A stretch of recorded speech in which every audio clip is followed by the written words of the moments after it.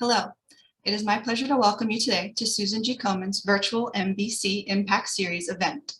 I am Casey Volpe with Susan G. Komen's Community Education and Outreach team. The programming for this series is envisioned as a year-long conversation with attendees, presenting new information and speakers each month. Today, our important conversation will focus on caregiving. Our featured speakers addressing questions are April McCann on behalf of Krista Park-Berry from Komen's Breast Care Helpline and Dr. Sandra Feinstone from Komen's Scientific Advisory Board. Due to circumstances beyond her control, Krista was no longer able to participate today, but we are very grateful for April for stepping in. Before we begin, Komen would like to thank our sponsors for supporting the 2022 MBC Impact Series. Thank you to AstraZeneca for being the technology sponsor for this year's event series. The virtual setting means that MBC patients, no matter where they live, can be part of this community. We would also like to thank our premier sponsors, Amgen and GE Healthcare, and our signature sponsors, Walgreens, Daiichi Sankyo, Sanofi, and Merck. The series is made possible because of the generosity of these sponsors. One more housekeeping note. While our speakers are talking, please feel free to post your questions in the Q&A feature in Zoom, and we will get to as many as we can. Towards the end of our programming, a survey link will be placed in the chat. Your feedback is very important to us and helpful for future MBC programming planning. And by completing the survey, you'll be entered into a drawing to win an Amazon gift card. Now, we are excited you all are joining us for today's discussion. I would like to introduce you to Maren Kaufman, who will moderate today's program. Dr. Kaufman had early stage breast cancer that recurred 5 years later as MBC in 2019. Since her diagnosis, she has advised Komen on the MBC Impact Series and provided contacts in the Latinx community. She has collaborated with the Carolina Breast Friends to develop a support program for people with MBC. She has reviewed research grants for MetaViber and the Department of Defense, and is a patient advocate on a funded research grant to improve decision-making in Black women with MBC. She serves as a metastatic cancer patient advocate committee member for the Levine Cancer Institute to design effective support services for others with metastatic cancers, and has been state captain for the MetaViber Stage 4 Stampede and the Light Up MBC Night for North Carolina. In 2021, she was a committee member for the American Cancer Society's Crucial Catch campaign for Fort Mill High School Pink Out event, raising over $12,000. Dr. Kaufman has a PhD in nursing and is a professor at a large university. Her faculty role allows flexibility and fulfills her need to serve others. She loves teaching, mentoring students, and conducting research that improves the health of vulnerable populations, specifically the Latinx population. Dr. Kaufman finds purpose and meaning in advocating for the MBC community. Dr. Kaufman has 4 children, a supportive husband, and a golden doodle named Cooper. Maren, the floor is yours. Thank you so much, Casey. I appreciate the introduction. I wanted to just, in addition to what Casey said, add a few details that maybe were not in my formal introduction. So I am a university professor. I was diagnosed with, actually I had early stage breast cancer, stage 0 in 2014. And right at the end of my course of tamoxifen, I was developed excruciating back and leg pain and eventually was diagnosed with metastatic breast cancer. So I've been living with MBC for 3 years. I decided early on that one of the things that was important to me was connecting with other people with metastatic breast cancer. One of the things I did to try and find and connect was I did call the Susan G. Komen helpline. So I found that really helpful.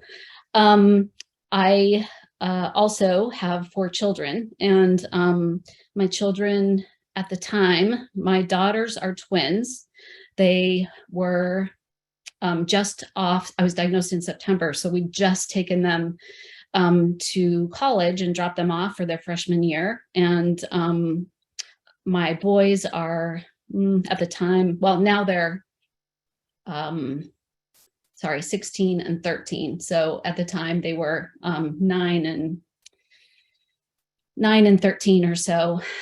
So they were living in the house. They could see some of the changes and some of the issues I was dealing with, but my twins were kind of not in the loop. And we decided that we didn't want to share my diagnosis with them until I had a treatment plan, because it would be difficult to discuss with them what would be happening until we knew.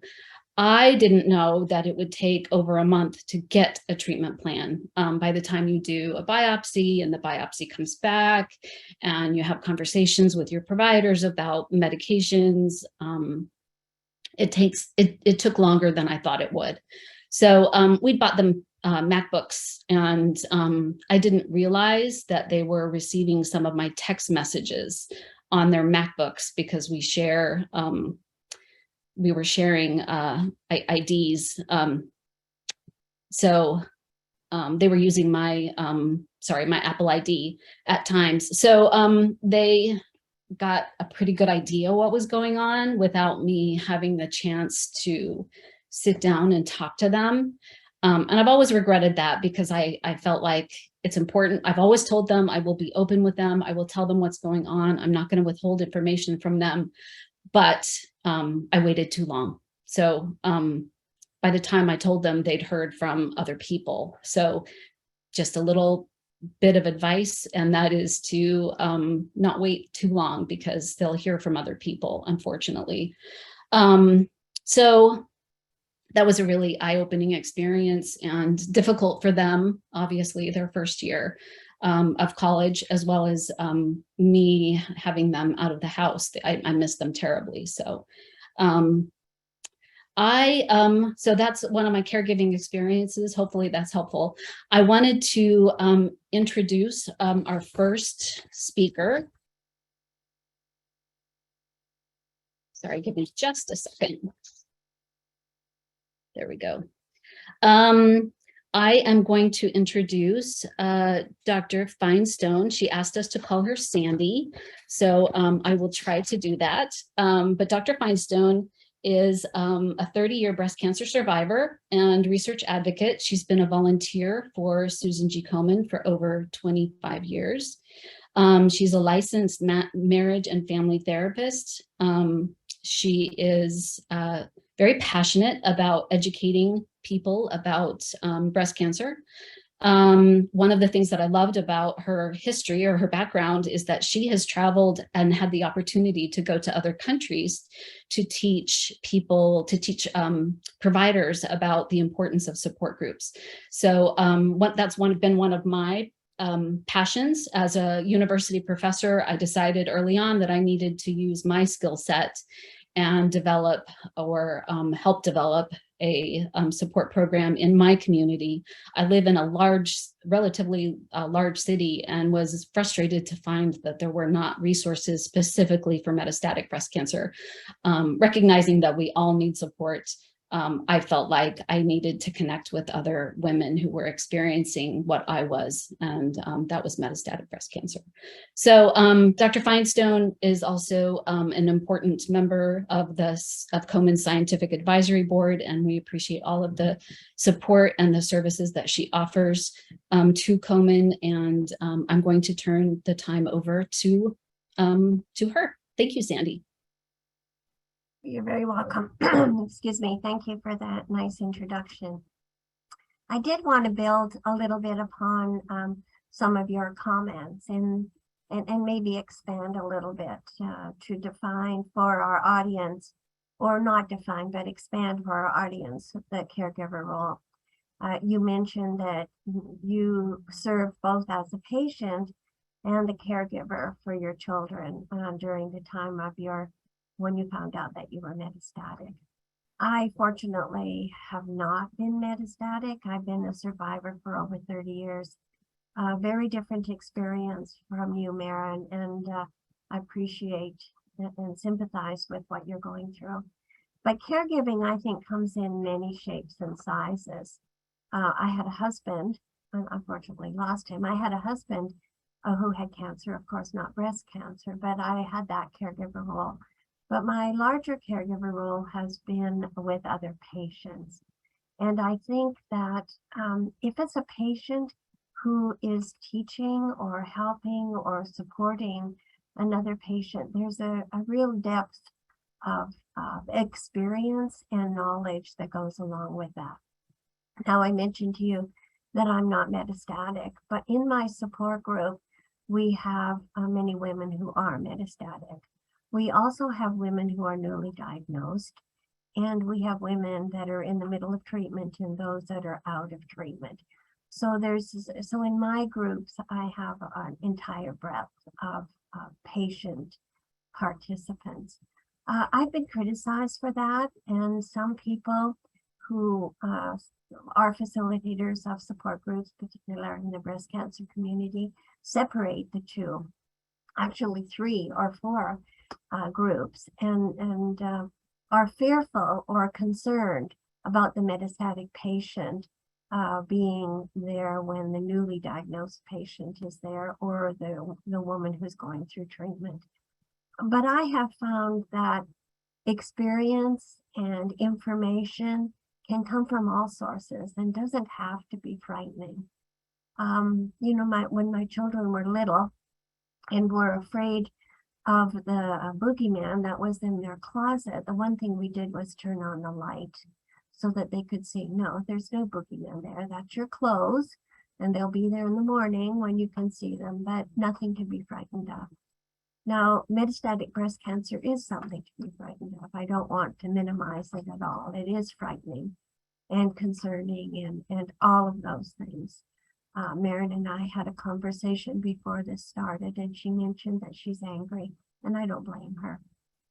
But anger sometimes promotes or pushes people to do things out of their comfort zone. And I think that perhaps Maren's anger has pointed and pushed her to be the advocate that she is. But when women come into my group and are newly diagnosed, and they see the woman there that's dealing with metastatic cancer, it's frightening to them, but they can also see a woman that has strength and courage and is living life to the fullest. So while there is some angst, I think there's also good information. Getting information is not always easy, as Maren alluded to. And more important, getting good information is really important. So I think that if you are a caregiver, whether you're a family member or a friend or a member of a support group or an educator in the community or a clinician in the community, the most important thing that you can give someone is good information. I feel very strongly that it's not my place to tell patients what to do.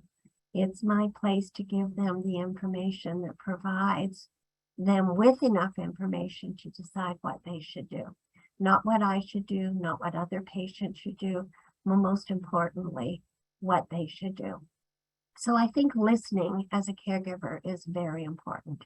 I think it's vital that you listen to the patient to see what she or he, what their journey or what their path is going to be. Many, many times as caregivers, it's important for you to listen to that patient's medical team. I tell clinicians all the time, when you tell someone that they have cancer, whether it's newly diagnosed cancer or metastatic cancer, that person actually shuts down. They do not hear what's being said to them after that initial comment.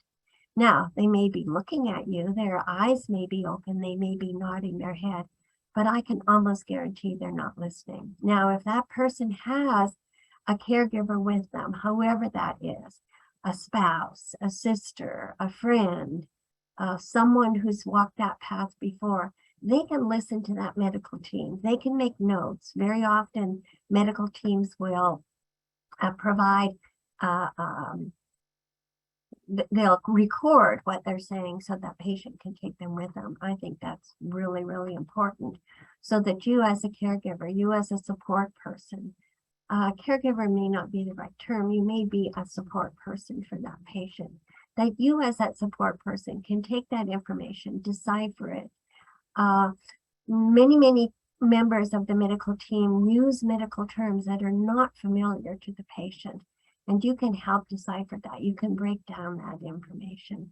The other community that I think is important to listen to if the patient has gotten the news that she is metastatic, are members of the metastatic community. They can give her information. They can give her clues and resources that other patients cannot. I put in my notes here, and I should have underlined it because I think it's hugely important. It's not my place, and I believe it's not the caregiver's place to give advice, but rather to give impatient, to shift through the noise of what she is being given as much as possible, and to tell her in a way that she can understand what she needs to hear. I cannot tell you how many women I have counseled who, after they have made a decision, and the decision has not been theirs, but they've been coerced into making a decision by family members or by others who they've regretted that that's the journey that they have chosen because it wasn't for them. It's not my place to do that. It's not my place to say to someone, this is what you should do. It's my place to give them information so that they can make their own decisions. Maren mentioned that I was diagnosed over 30 years ago. It was the dark ages of breast cancer. I was told I had breast cancer. I signed a document that gave my clinicians the authority to do whatever needed to be done. But I wasn't part of that decision making. When I woke up from my quote unquote surgery, my doctor said to me, we did the right thing, but he didn't tell me what the right thing was. And it took me several weeks to take those bandages off to find out that I had had a bilateral mastectomy. Now here I am 30 years later, so I'm not complaining, I'm just saying, and I tell patients today, the good news is you have decisions to make. The bad news is you have decisions to make because those decisions need to be yours. And in a very short period of time, you are going to be required to gather as much information that you can in order to make that decision. The decision that's right for you, because it could be a decision that's very, very different than the decision that's a woman that's sitting next to you. Sometimes it has to do with your own concerns, your inner fears, your experience with other life situations. Very often it has to do with what the community is that you're in. As a woman that's in a rural community and she has to travel hours and hours to get to her clinician, to get to her treatment facility, is going to make a decision that's very different than other women might make, because how is she going to receive, let's say, radiation therapy? Let's say it isn't a woman that's not metastatic, but who's newly diagnosed, as Maren was at the beginning of her journey. And she made a decision based on the information that she had today. But if she's a possible patient to have a lumpectomy and radiation treatment, is she going to be able to travel for radiation every day for 5 days a week for 6 weeks? Probably and possibly not. Is she going to be able to afford to stay in that treatment community and stay in a hotel or find a friend that she can stay with during that time of her treatment? Probably and possibly not. So sometimes the treatment decision is not one that you would make if the circumstances were different, but one that you would make due to the circumstances that you have. If there's one thing that I can say to any caregiver, any support person, any friend, any person that's giving information and advice, is support the patient's decision. Even if it's not what you would agree with, support the decision that that patient has made. Give her all the information that you can. Help her answer any questions that she may have. Introduce her to a community, a medical team, other patients. If it is a metastatic person, members of the metastatic community, written resources, and from good sources of information. The internet is an amazing source of information, and it has probably more bad information than it has good. So if there's one thing you can advise someone, is to please go to a good site. Susan G. Komen has tons of information that will help a patient, even if it's just a matter of clarifying what terminology is. So as a care person, however that's defined, if you're part of a caregiving group for someone, if you're part of a family supporting that patient's decision, please support the patient's decision. And again, I cannot emphasize it enough, even if it's not one that you would agree with or a decision that would make for yourself. So I think that's all I would like to say right now. I'm more than happy to answer any questions that someone might have. Again, go on the internet. It's a great resource, but go to a well-known, well-established institution or a source of information that can give you, or you and the patient, information that you can pass along. So I think I'm going to pass it back to Maren, and perhaps she has some questions for me or can add to the comments that I've already made and build on what her experience has been to either refute what I've said or build on it. More information is always better. Maren? Yes, thank you, Sandy, so much for your comments, and I could really relate to your analogy regarding turn on the lights, right? Because we all know that information is power. So the more information that you can gather, it's empowering, and it gives you a position where you can advocate for yourself. So I was recently told by a friend who is just completing her early stage treatment that I am living her worst nightmare. That was really insightful for me because I hadn't really thought of it that way before. And that may be one reason that early stagers are sometimes a little bit standoffish with metastatic patients.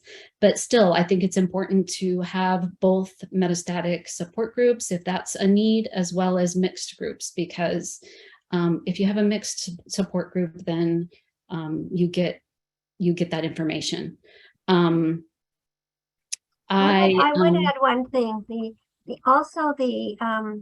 The value of having a mixed group is that there may be women in that group that are going to walk your journey, where they start out as early stage and unfortunately become metastatic. And I think that information keeps women vigilant about their diagnosis, about the potential that is a potential, not a probable, but a potential. Yes. And it keeps them aware and it keeps them vigilant. And I think that's not to always be fearful all of your life, but be a good patient. Right.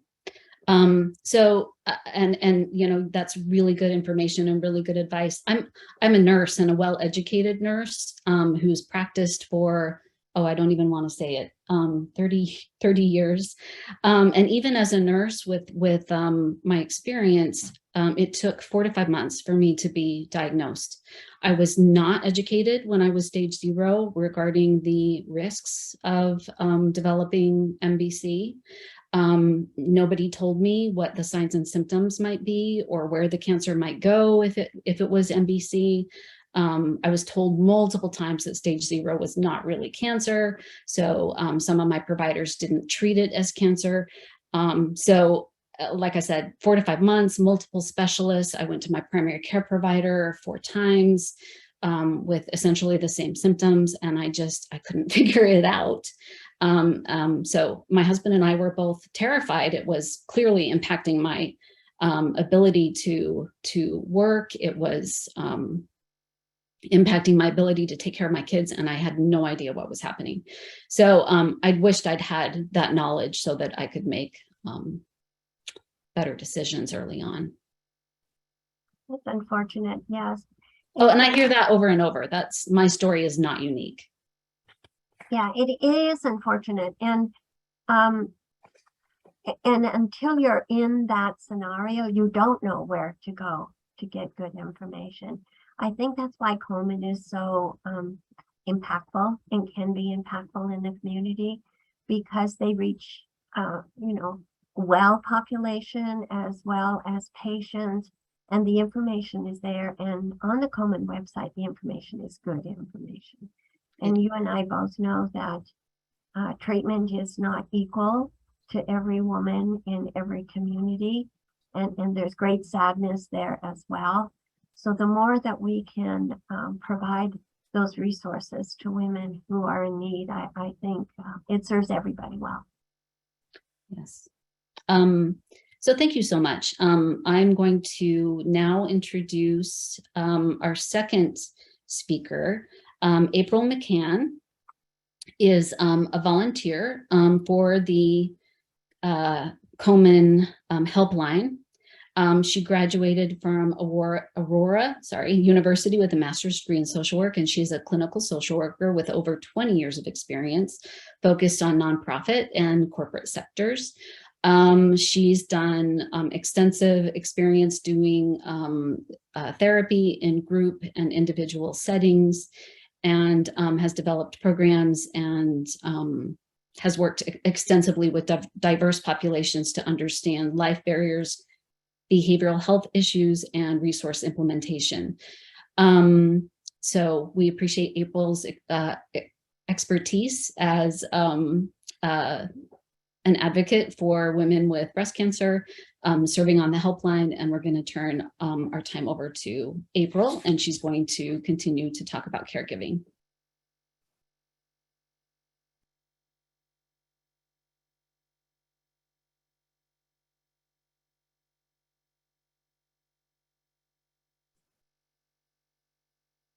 Okay, good afternoon, everyone. Thank you for this opportunity. Unexpectedly, I am filling in for my director, Krista Park-Berry. And so I wanted to say this is so apropos for me, and I am able to really connect with this topic of being a caregiver. So just a quick story about myself, right when I started the interview process for Susan G. Komen, I had just finished up being the caregiver for my father. He was 91 years old when he passed away a couple of years ago.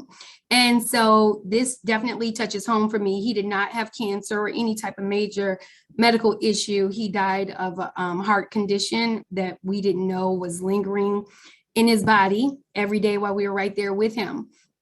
And so, but the role of the caregiver, is very important. It's critical.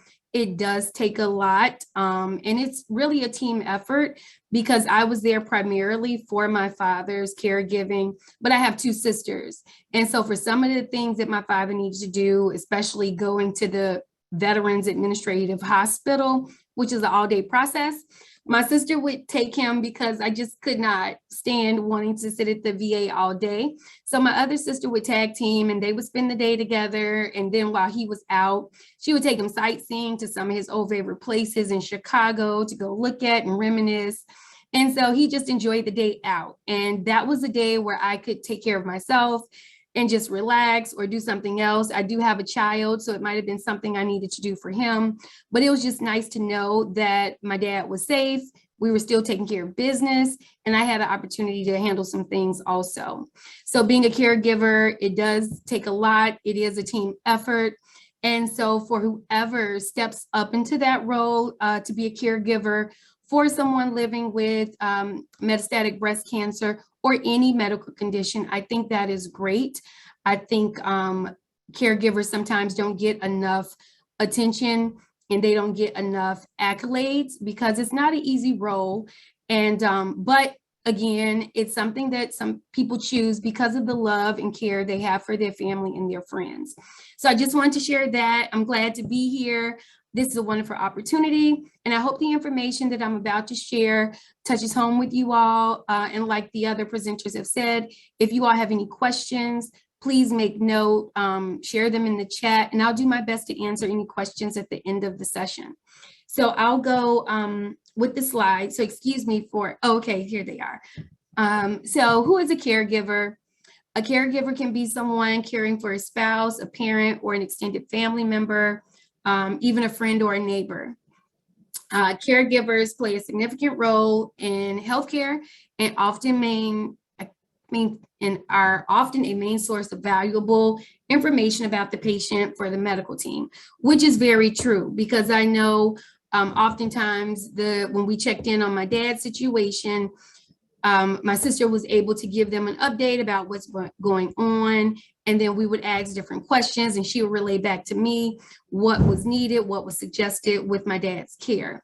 And then also just the other people that I've talked to. I've worked in hospitals for many years and worked with caregivers. So again, they are part of the medical team and they should be viewed as such. And I know now with HIPAA and different consents and different restraints that people have with sharing and receiving information, that's real critical. And I think that's key, that if you're going to step into the role of a caregiver, make sure, and this later in the slide, make sure that you do have the rights to really talk about that person's care, and then you can follow up as needed. Thank you. Providing support. Depending on the severity of a patient's diagnosis, a caregiver's duties, my screen, the way my screen is set up, I can't see the slide. So I'm going to look over here at the slides also. A caregiver's duties can range from stopping by periodically to drop off groceries and do light cleaning to providing live-in assistance with daily routines. In informational support, gather data and info about diagnosis, treatment, resources, communicate with the medical team. Practical supports will be driving to and from doctor's appointments, cooking, cleaning, grocery shopping, and child or elder care, financial assistance and daily management of expenses. Then you have the emotional support, listening, giving a hug, or just being there. And that was big too. A lot of people that I talked to on the helpline, and excuse me, I didn't mention that I am the clinical supervisor for our helpline, that a lot of people that we talk to often are just calling just to be heard, just to have someone give them a listening ear, for them to speak their thoughts without interruption. So not every call that we receive on the helpline that they're necessarily wanting help, they need a resource, they need something. It's just hearing a friendly hello, how are you, how can I help you? And then allowing them to say what they need to say without judgment, and then offering any supports that they may need as the call ends. Okay, seek and take support. Definitely accept offers of help and suggest specific things people can do to help you. That is very important, to communicate with your support system, your village, because oftentimes, and I say this quite often to the people I talk to on the helpline, is that breast cancer is not a diagnosis for just an individual. It's a shared diagnosis. Any medical diagnosis really is shared, not just by the individual, because you have friends, you have family that are concerned about you, that want to be there for you. And so when you have the opportunity to communicate what your needs are, how they can help you, how they can support you, definitely do that. Because what I've realized is people often don't know what to say. It's almost like when a person passes away and you don't know what to say other than my condolences, because it's just, what should I say? How can I really help this person? And oftentimes that is the same thing that happens with receiving help. People are there, they want to help you, they just don't know how to say and how to offer it. So it's good to keep the lines of communication open. And then free online tools, definitely, you know about the Google Universe, YouTube University. Now they have the other one, TikTok. So it's so many opportunities to look up information. But Krista did a good job by adding these different websites for us. Lots of helpinghands.com, private online group calendar. So this is a way to set up scheduling appointments, arrange transportation, support visits. And then there's another one called Caring Bridge, which streamlines communication for you. And it also can support requests for tasks and meal trains. And so another thing that I don't know always the ages of people, but on the helpline, we do have the opportunity to ask for the date of birth. And anyone over 60, I always suggest to them to reach out to their department, their local department on aging, because they offer a lot of resources depending on the income.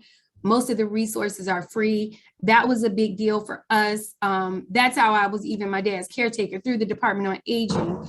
They came out and did an assessment. He got so many hours for me to be his caregiver. And that is how I got involved. I had to take some classes to do that. But then in addition to that, we got a medical alert system that was real good. And then we also had Meals on Wheels. If you needed transportation anywhere, that I felt like I didn't want to drive and try to deal with that, then we had access to transportation. So it was great to be a part of that system. Now, one thing they did not do, which is what the Miss Sandy was talking about, offering supports to the caregivers, that's something that never came up. I worked with them for 2 years. And they never said, me as a caregiver, do you need to talk to someone? How's everything going? We have support groups. So that organization was new in the community. So I guess they're still building up and developing what they want to offer. But the only thing they did was just always ask me, do you want to take on another case? And I'm like, no, I'm okay with just taking care of my dad. So definitely the Department on Aging is another good resource for you to think about. Okay. When you're a caregiver of an individual, juggling life and caregiving, excuse me. When you're a caregiver of an individual diagnosed with cancer, access to accurate resources about legal and practical matters like taking time off from work, FMLA, managing family finances and medical bills, replacing lost wages, estate planning, and other matters can be hard to come by. Possible resources: Triage Cancer, legal and financial help. They offer legal and financial help. We give this resource often. Cancer Legal Resource Center, National Cancer Legal Services Network. This is true. Once I got home and was living with my parents and saw that my dad's conditions were, not 100% severe and alarming, but enough that we finally were at the point where we should talk about estate planning. And he was very sharp, still very aware of what was happening. We had no issues with his cognition at all. So when I was asking him about end of life, would you want to be resuscitated? Would you want to be, what would you want? Like if anything happened, CPR, all of those different care, where would you want to be buried? So as I'm just asking him questions, he's like, why are you asking those questions? Who's sick? And I was like, no one is sick. You're not sick. We just have to plan. And so sure enough, we had consulted with a lawyer. They told us what all the will should include. And again, I'm in the state of Illinois. So they let us know what the requirements were for Illinois, if we needed to do, if we need to get everything notarized, where to keep it in the home, where we would need to present it if we had to go to the hospital. So different things like that. So that was real good to have on hand to start that planning. And oftentimes it'll come up also from my experience in the hospital. If you have to have a surgery, if you're there and your prognosis isn't that great, they'll start to talk about a living will and try to get the patient to sign some paperwork while they're there in the hospital. When the patient is the caregiver. For many of the younger patient population, they are parents not only have to manage childcare during appointments and treatments, but also caring for their children at home, often when treatment has left them challenged to care for themselves. In addition to young or grown children, patients may also find themselves caregivers for an older parent with their own health needs. And this is true. The other day, I spoke to a lady on the helpline, and she was in this very situation. She was the caregiver for two of her senior uncles, and they had gout. I don't know if you all are familiar with gout, but she said they had very severe cases of gout, which would leave them immobile for months at a time. And she was doing all of the heavy lifting, all of the care, bathing, everything for them. And then now recently she was diagnosed herself with breast cancer, and she needed to follow up with, I think her first stage was to think about a lumpectomy or a mastectomy. I can't remember the details of what her treatment was, but enough that she would not be able to care for them 100%. So that was something she and I talked about, just what would be the next steps, who was her support system, where she was locally. She was in Mississippi, a smaller community in Mississippi that didn't have much to offer. So we just talked about that, tried to brainstorm, be proactive before she really got started with treatment, to do our best to try to make sure that her uncles were safe. And again, I talked about Department on Aging because they weren't involved. So I shared those resources, and I'll follow back up to see how everything turned out. And again, she knows that she could always call back to the helpline if she needed more support. Caregiver, I'm sorry. Caregiver self-care. Take care of your own health. Ask yourself, do I need someone to listen to me? Information about my own risk of breast cancer, help caring for my loved one, financial help, and to set aside time for myself.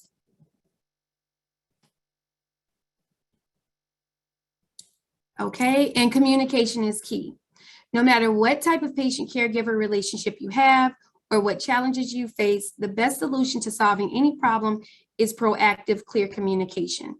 When both patient and caregiver feel comfortable expressing their needs, they can avoid misunderstandings, prevent burnout, and lay the groundwork for a long and happy caregiving relationship. That is true. Communication is key. Caregiver resources. Here are a number of local, national, and online resources to utilize and support you along the way. So you have Caregiver Action Network, Family Caregiver Alliance, Cancer Care Support Groups, Well Spouse Association, Get Palliative Care, and Emmerman Angels. And then the Komen Breast Care Helpline. Our helpline specialists are available for breast cancer patients, their loved ones, healthcare providers, professionals, and all others seeking breast health information. We can help. We can definitely help connect you to needed services, resources, and information, discuss your feelings, and provide guidance in addressing them, definitely. You learn more about support and coping mechanisms, coach you on communicating with your healthcare team. Friends and family provide and receive emotional support. Definitely, we are here for whoever needs to call the helpline. And here's our phone number listed, 877-GO-KOMEN, or helpline@komen.org. And we do have bilingual staff, and we also do have access to the language line. So anyone can give us a call, and we definitely will make a way to be a resource and a support. And then the Patient Care Center. The Patient Care Center supports the helpline also. And Susan G. Komen's Patient Care Center is an integrated suite of services designed to ensure that no one faces breast cancer alone. That's correct. The center connects people to high quality care and overcomes barriers in the healthcare system and features.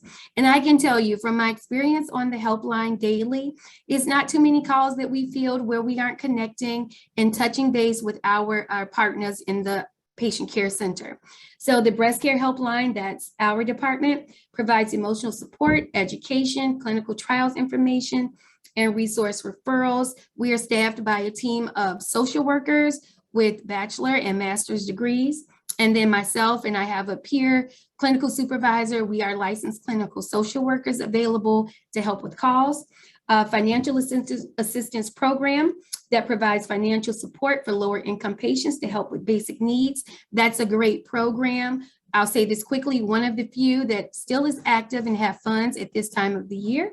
Patient navigation program that connects patients to support and resources. That's a great program. Oftentimes we refer directly to patient navigation for the supports and resources that the patients need more extensively than what we offer on the helpline. And screening and diagnostics program that provides lower income patients with access to screening and diagnostic services. And that's very important also because we have so many people in underserved populations, so many people without health insurance, but life doesn't stop. We continue to grow, we continue to develop, we continue to have a need for mammograms, for cervical exams also. So it's great to have access to this program, and we can be a resource for the community.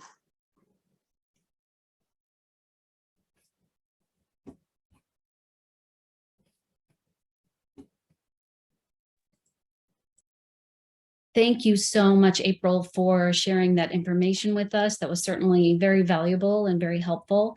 And certainly some of those things rang true for me as I've declined, and I've had some issues with my mobility as well as with pain over the last 6 months. It's been comforting to see my husband step in and do laundry, get groceries, cooking, though that's mostly heat and eat. But still, he makes an effort, as well as managing the kids' activities. So those were all things that I did before, and now am having difficulty doing. What he doesn't get is mental health support. So that's a really big issue. We talk a lot, so we definitely keep our communication lines open so we know how each other is feeling, and communication is really important. Any type of breast cancer or critical illness can be devastating for relationships, so that communication is really important. So I worry a little bit about my husband's ability to continue to care for me, as my treatment plan is rather complex. I take a lot of medications. It's shocking how many medications I take, as well as appointments and scans and treatments. So I know at some point I'm going to have to ask outside people to help me as well. And I have done that in the past. I've asked people for rides when I've had procedures. I've asked people to help me transport me to I go to a breast cancer institute, and nationally, an NCI, nationally recognized cancer institute. And it's about 2.5 hours away. So I have asked for help driving to my cancer institute. So it's really hard for me to ask for help. I was always independent, always healthy, but at sometimes you just got to give your caregiver a little break and seek some help yourself. So anyhow, I'm gonna turn the time over to our Q&A. I encourage you to type in some questions for our panelists into the chat box. I'm going to circle back to April and Sandy, who are going to respond to the questions. So please send all of your questions our way. And we have some time for those. The first question, either April or Sandy. The first question is, how do I ask for help from other family members or friends when I need a break from caregiving? I think you just do that. I think you need, you said you need to be open and honest, and I think that's exactly what you need to be. And I think it's wonderful that you're doing that to take some of the burden off of your husband, because very often we're this sort of insular group that doesn't reach out. I have found, and I think April will support this, that people are genuinely very kind. And if you ask, they'll step up. They very often are reluctant to offer, but if they're asked, they'll step up. And I think it's wonderful to access some of these groups and organizations that are there for you. And they are truly there for you. But very often you do have to ask. And I know that's hard. I know it's very hard for people to ask for help. But keep in mind that if you were asked, that you would step up as well. And sometimes I think that you're giving someone the opportunity to be kind and to be supportive. So don't overlook that either. I'm feeling very sad because COVID has shut down so many resources for so many people. I know my support group, we met every single week, and it was this incredible community of women that supported each other. And they did that. If someone needed a ride, there was someone in group that could do it, or they worked things out. But we've been meeting remotely since COVID hit, and while that relationship is still there, it's broken down somewhat. And I know that, at least in my community, many of the hospitals don't have groups anymore. A lot of those resources have stopped, and that's unfortunate. So maybe we have to reach out a little bit more than we would have in the past. Thank you so much, Sandy, for that response. I couldn't agree more.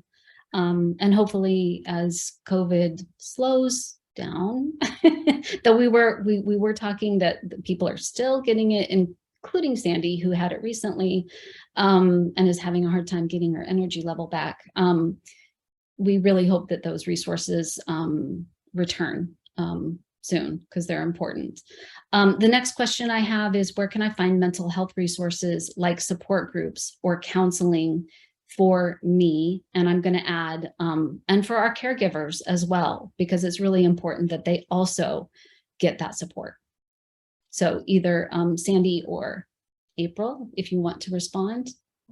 I think, of course, Komen, that would be my first reach, I think, because Komen has a national list of help. But don't overlook your local centers where you're getting your treatment. Talk to your nurses there.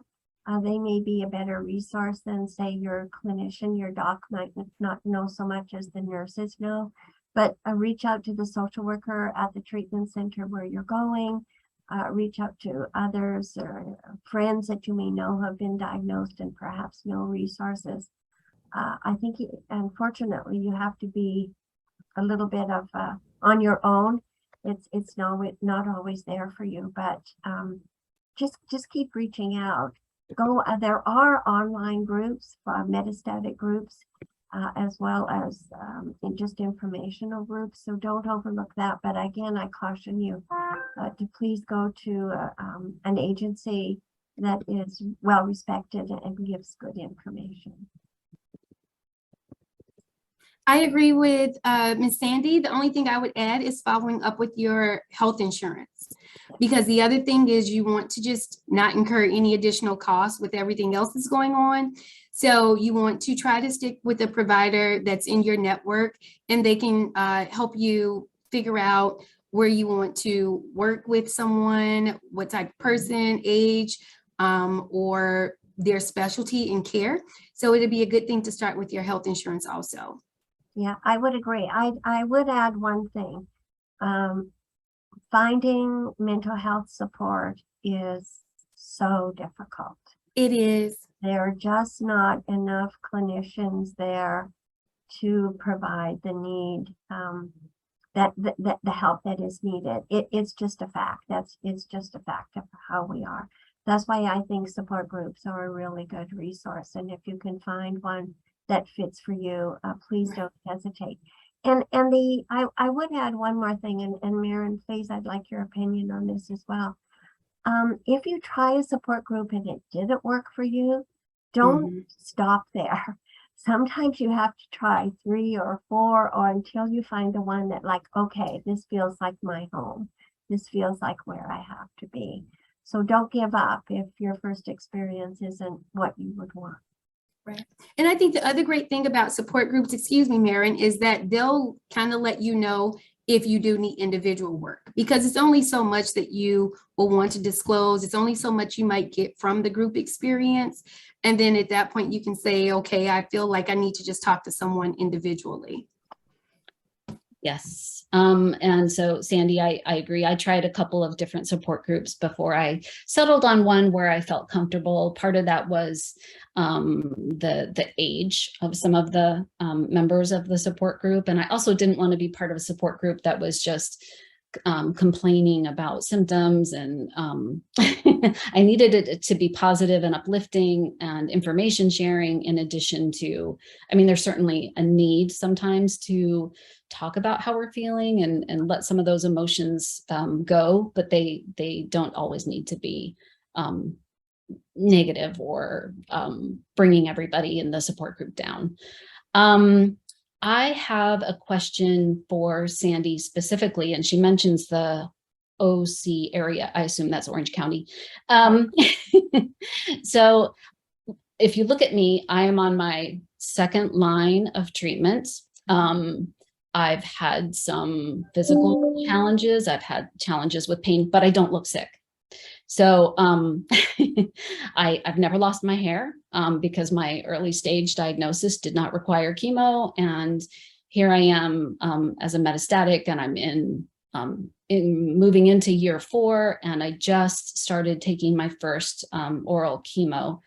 Anyhow, we don't look sick, but we are, as the metastatic community, sicker than anybody else. So how do we ask for help when we don't look sick? And we don't necessarily qualify for any of the resources that are available for the working, for the financially distressed community. Any recommendations? My advice, it's not my advice actually, my suggestion would be to do exactly what you're doing and be as involved in the metastatic community as you can. That's an amazing resource. They know better than anyone. They know better than clinicians. They know better than anyone else where to find support, how to ask for support, and where they can get what they need. I will say, and this is my personal philosophy, you can tell that I don't have a very loud voice, but I think I use very good words. So I think I can get my message across without being angry, because I'm afraid sometimes that anger pushes people away. And the reason it does is that they don't know how to respond. They can't fix it. I can't fix you. I can support you. I can give you information. I can hug you. I can care about you, but I can't fix you. And I know that in the metastatic community, there's a lot of anger. There's a lot of disappointment. There's all, couched in fear. And all of that's real. All of that's real. That's why I think that other members of the metastatic community understand you and your situation better than I can. I can only go so far, and hopefully I'm helpful. I will tell you that in my support group, every week I bring in the newest information, what the clinical trial data is, what new developments have happened, all of that. I try to bring in at least 3 articles a week that have to do with either advancements or something new in the breast cancer community. And I will share with you that my ladies take that information and spread it into their communities as well, their church communities, their neighborhoods, so that I am trying to teach them to be good conveyors of information. And I think it works. And so that's kind of my little ploy to those of you that are in the caregiver community, to try and provide others with as good information as you can so that they can share it too. And current information. And a lot of people struggle to read the professional literature. So to have somebody who can interpret that is fantastic as well, and really helpful. It's not easy to understand. No. It's horribly difficult to understand. Yes. And I consider myself educated about it, but trust me, it takes me reading many, many times before I understand it. Yes. So I've got to get to a couple more comments here from our audience. So just a note from Facebook, someone mentioned, or one person mentioned on Facebook, that they keep a list of things that friends could do when they are asked. That is not something that I am very good at. Usually when friends asked, I tend to be, especially at the beginning, I felt so like I didn't know how this was all going to play out or how sick I was going to feel. And so when people would ask me if they could do something, I tended to push them away a little bit more than, and I had someone finally tell me that they felt that way, that they felt that I had shut them down when they asked me what they could do. So that was a learning experience, and I've had to think about what people can do. So that's an excellent comment, and I appreciate that.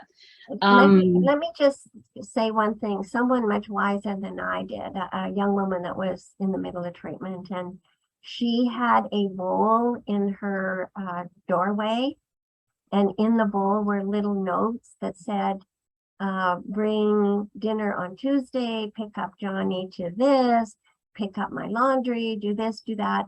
And if someone said to her, can I help? She didn't have to come up with the question. She just gave them the bowl. And it worked perfectly because it wasn't like bring dinner every Wednesday. It was bring dinner this Wednesday. So no one felt burdened. It wasn't difficult for her to hand them the bowl with the little notes in it. And it worked wonderfully. So just a little clue from someone much wiser than me. I love that idea. We're going to have to wrap up. I'm going to encourage everybody to please take the survey. We put the survey link in the chat box. So please go to that chat box and complete the survey. Closing remarks. April, did you want to jump in and say something as we wrap up? Oh, no, only thing I was going to say about getting help is that you have to be mindful of privacy. So I just wonder, in your case too, is that part of it just, asking your husband to do everything just to maintain some privacy and some sense of self-dignity, self-respect, because I know that's how my father was. He only wanted us, our small family, to do everything. So he didn't want other people coming in because he was like, no, they don't need to know that. He didn't want people to see him, not being able to move around and only remember him as such a macho man, right? So we respected his privacy. We definitely did. So that's just something to think about. But yes, you look beautiful. Yeah, you all look great. So, and I participated in another group, and it was a beautiful group of women, and they said they had MBC, and I was just like, oh, okay, because you all look great. Yeah, I know. We look pretty good right until the end. Which is kind of sad. Yes, thank you. Your comments were, my husband's very private and I am not. So I've had to walk that line very carefully. So again, thank you. We're going to wrap up. And again, please complete the survey. And we appreciate everybody's participation, as well as the great questions that we were able to answer. So thank you so much. That's it. Yep. Thank you so much, guys. We do want to make sure we express our gratitude to our two amazing speakers today, April McCann, who jumped in at the last minute, and Dr. Sandy Feinstone, who had a wealth of experience and knowledge and lended greatly to the conversation. Thank you, Dr. Kaufman, as well, for being open and sharing your experiences. Today's session was recorded and will be posted to our landing page soon. You can log in and rewatch the session or view previous sessions that you may have missed at your leisure. Please help us spread the word about this important content with your friends, family, and healthcare professionals you think may be interested. Once again, we want to acknowledge our sponsors of the 2022 MBC Impact Series. Their generous support allows us to continue to bring this community together to share important information, resources, and experiences. A very special thank you to AstraZeneca for being the technology sponsor for this year's series. And we would also like to thank our premier sponsors, Amgen and GE Healthcare. And last but not least, our signature sponsors, Walgreens, Sanofi, Daiichi Sankyo, and Merck. The series is made possible because of the generosity of these sponsors. Please also help us by completing the survey, which was mentioned. It is in the chat feature currently. This feedback is important and helps us for future program planning. By completing the survey, you will also be entered to win that Amazon gift card I mentioned earlier. Finally, the next event in the MBC Impact Series will be September 27th. The focus of the conversation will be MBC in the Hispanic and Latino or Latina community. We look forward to having you log in and join. Thank you again for joining us today, and thanks to all who made this event possible. Stay safe and stay connected.